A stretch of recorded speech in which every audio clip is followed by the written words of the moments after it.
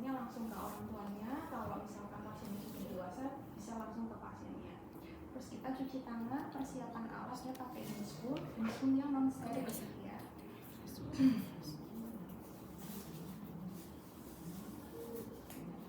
Sebenarnya prinsipnya kalau pemasangan infus itu tidak harus steril, yang penting bersih. Jadi kalau misal besok kalian koas atau sudah kerja di rumah sakit, ya pemasangan infus tidak harus menggunakan handscoon yang steril. Tapi karena kita ini OSC, kita ngikut sesuai di buku aja ya. Jadi habis cuci tangan pakai handscoon yang non steril, kemudian kalian pilih mau masukkan infus yang mana. Kalau misalkan nih kita contohnya mau pakai yang crystal white dulu ya, kita masukkan yang NaCl 0,9%, terus lihat expirednya, dia sudah expired atau belum. Terus biasanya nanti ada stiker nama, identitas ya, nama, usia, tanggal lahir sih, nama, tanggal lahir, kemudian ruangan berapa ya, nanti kalian pastikan sama dengan identitas pasien. Nah, kalau sudah nanti kita masukkan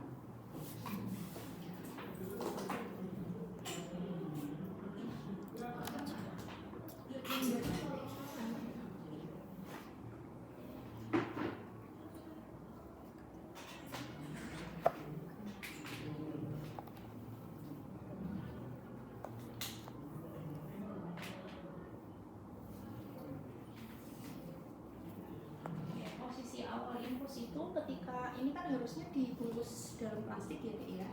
Jadi nanti kalian keluarkan dulu dari bungkus plastiknya. Nah, ini kan kondisinya masih kosong nih ruangannya. Kalian masukkan ke yang ada tulisan in-nya ya. Ada tulisan in sama out.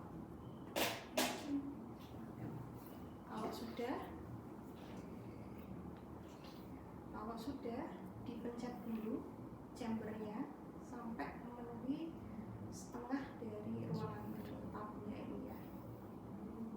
Ini busnya bocor ya karena bolak-balik dicoblos. Ya, kalau udah digantung dulu.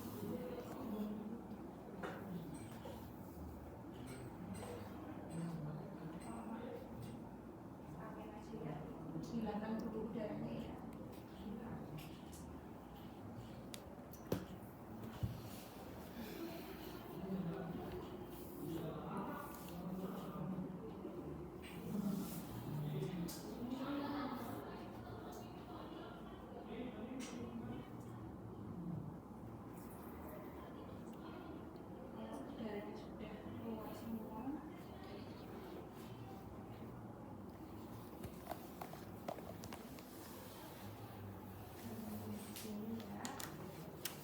Kalian pasang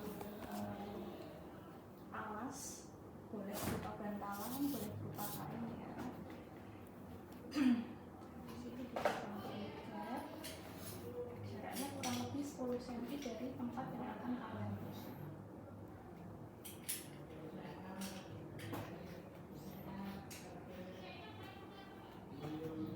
Terus ganti handscoon, ganti pakai handscoon yang steril. Ini misalnya pakai handscoon ya. Terus nanti pilih ukuran yang akan kalian masukkan ya, ukuran apotek yang akan kalian tusuk ke pasien yang kecil aja.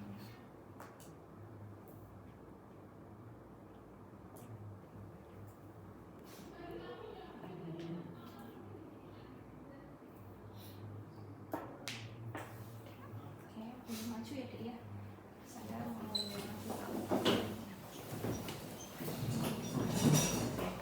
jadi kalau untuk pasangan apotek itu dia kan ada mandrin atau jarum sama kateternya. Yang nanti kita tinggal di dalam pembuluh darah pasien kan hanya kateternya aja. Jadi jarumnya ini hanya untuk membantu kita memasukkan si kateternya ya. Jadi nanti kita usap dulu ya pakai alkohol swab. Ini pakai handscoon steril ya ceritanya ya. Iya dokter. Usap dulu pakai alkohol swab ya, terus dimasukkan. Jadi untuk arah bevelnya atau lubangnya itu menghadap ke atas. Ini kan ada yang bentuknya seperti jarum suntik ya dia. Jadi yang ada ada lubangnya menghadap ke atasnya.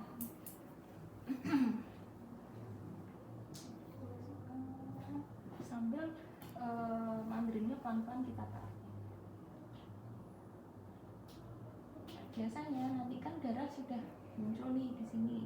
Nah, kalau misalkan sudah muncul darah di bagian sini berarti kan penusukannya sudah benar ya, sudah masuk ya. Tinggal kita coblos lebih dalam lagi gitu ya. Oke, kalau sudah tarik mandrilnya pelan-pelan, terus ambil sampel darah. Ini sampel darah sudah penuh, ditutup lagi, minta tolong ditutup lagi.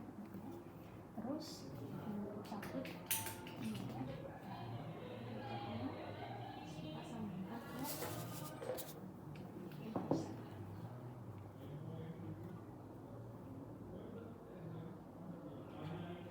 Pastikan dia mengalir. Kalau misal kalian benar masuk ke pembuluh darah, dia harusnya netes.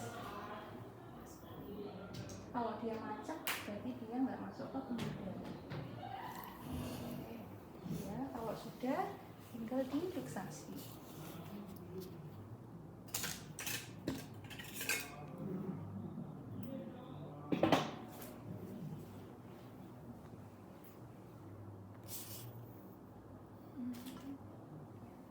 Ya, nanti tinggal diplaster. Plasternya nggak ada ya? Ini.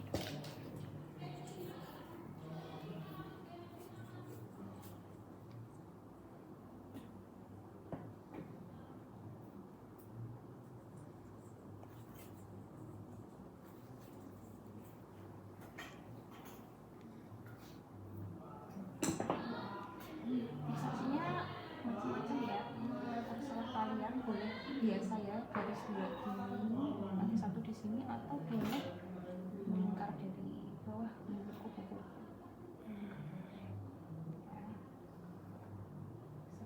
Tapi kalau sekarang kayaknya kalau fiksasi sudah jarang pakai kasa seperti ini ya, Dik ya. Iya. Kan pakai Transparan itu ya. yang transparan itu, Hipafix transparan. Udah, teteskan awal. Atur tetesannya nanti sesuai dengan kebutuhan saya pasien. Ini kalau misalkan yang pasien-pasien hanya untuk resusitasi atau pasien dewasa ya, yang bukan untuk tata laksana shock, 20 TPM. Jadi tetesnya nggak terlalu cepat, nggak terlalu lambat. Nah sekarang gimana kalau yang transfusi? Jadi kalau transfusi nanti proseduralnya sama, tetap kalian harus nyambungkan ke NaCl dulu atau RL. Cuman kita ganti ininya, ganti infusannya. Ya, nanti proseduralnya sama ya kayak dari awal. Di kalian pakai handscoon segala macam, kemudian ini ditusukkan dulu ya ke infusnya. Jadi pakainya NaCl dulu sebelum kita masukkan darah.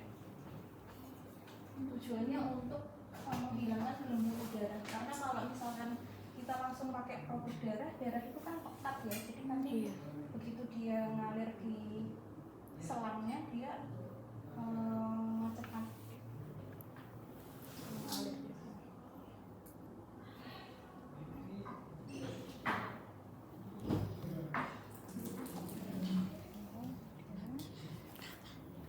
Itu wajib dilakukan atau hanya membersihkan saja? Wajib dilakukan. Jadi kita untuk ini kan kayak sini ada gelembung udara nih.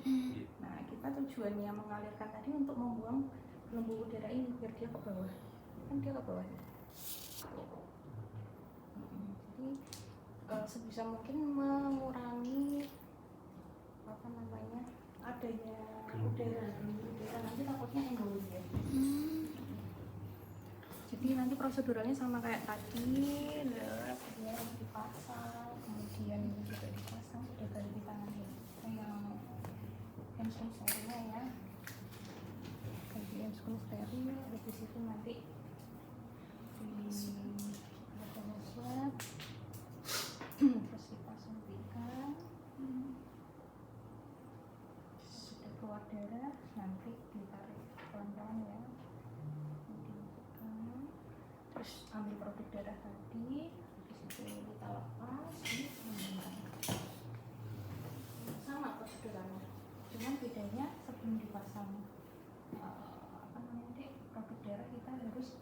tetesan ini dulu, bungkus NaCl dulu. Nanti sekiranya sudah terisi semua dengan NaCl, boleh kita ganti pakai darah. Nah, Biar selainnya terisi terisi cairan dulu semua. Nah, nanti sebelum kalian menghubungkan transfusi sel ke produk darahnya, ini juga dipastikan juga ya, ini produk darahnya betul atau enggak, dia butuh blood, golongan darahnya sesuai enggak, resusnya sesuai atau enggak, terus nama identitas pasien juga kalian cek ulang. Kalau sudah sesuai, jadi nanti kalian alirkan berapa tetesnya sesuai dengan instruksi dari dokternya.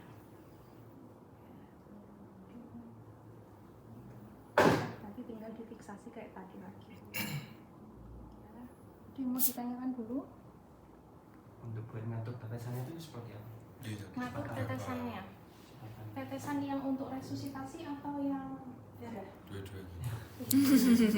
Kalau yang untuk resusitasi, kalau misal untuk yang produk bukan darah ya, biasanya kan nanti tergantung kondisinya, dia jatuh dalam kondisi shock atau hanya yang tetesan biasa ya. Kalau tetesan biasa itu biasanya untuk usia dewasa kan 20 tetes per menit, 20 ttm. Tapi kalau anak pakai rumus holiday segar, coba kalian cari di internet. Jadi kita jadi